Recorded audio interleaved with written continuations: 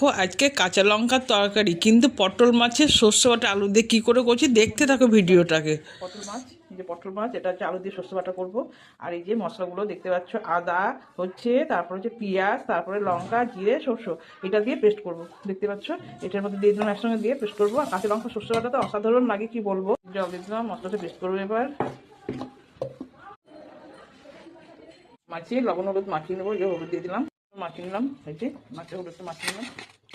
কড়াইতে তেল দিয়ে দিলাম, কড়াইতে মাছগুলো এক এক করে দিয়ে দিচ্ছি। দেখতে পাচ্ছ, মাছগুলো হালকা ভেজে নেবো। পটল মাছ তো হালকা ভেজে নিলে ভালো হবে, খুব একটা লাল করে ভাজবো না। দেখতে পাচ্ছি এপিটুট করে ভেজে নিলাম, দিয়ে ভাজা হয়ে গেলে তুলে নিলাম। আর বন্ধুরা, কি ঠান্ডা পড়েছে, রোদ নেই।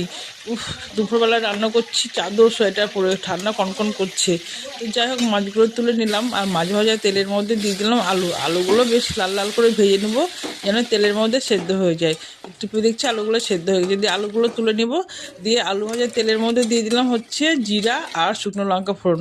আর তেলের মধ্যে দিয়ে দিলাম চিনিটা কেন দিলাম, চিনিটা দিলে মানে তরকারিটার কালারটা খুব সুন্দর হবে, লাল কালার হবে।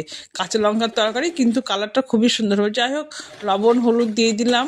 দেওয়ার পরে দেখতে পাচ্ছ কষতে কষতে দেখতে পাচ্ছ কালারটা খুব সুন্দর চলে এসছে, আর তেল ছাড়া ছাড়া ভাব হয়ে গেছে।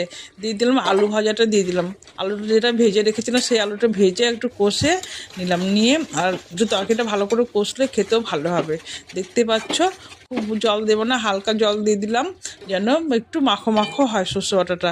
আর আলুটা না দিলে আমার ছেলে খেতে পারবে না, আলুটা দিলাম ওর জন্য। দিয়ে ফুটে উঠলো ঝোলটা, দিয়ে মাছটা দিয়ে দিলাম। মাছটা ফুটে উঠলো, দিয়ে তরকারিটা নামানোর আগে, মাছটা নামানোর আগে একটু কাঁচা সর্ষের তেল দিয়ে দিলাম।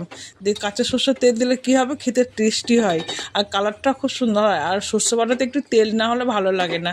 দেখতেই পাচ্ছ আমার রেসিপিটা কেমন হয়েছে। তোমাদের ভালো লাগলে অবশ্যই কমেন্ট করবে। কালারটা তো খুব সুন্দর লাগছে। কাঁচা লঙ্কার তরকারি কে বলবে টকটক করছে, কেন চিনি দিয়েছে তেলে পড়ে, তার জন্য। যাই হোক বন্ধুরা, তো ভিডিওটা শেষ করতে